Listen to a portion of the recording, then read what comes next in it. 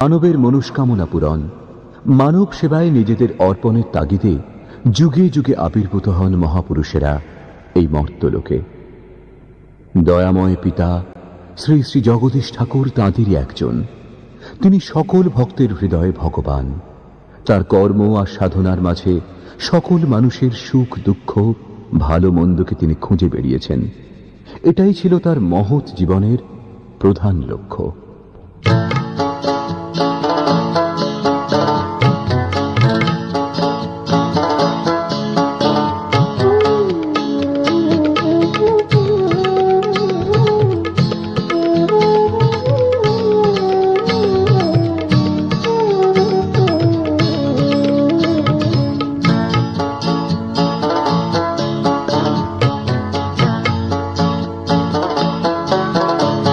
গুরু দীক্ষা দিয়ে বেঁধেছিলি, তোর বুকেতে টেনে নিলি, তোর ডাকে যে সাড়া দিতে পারি।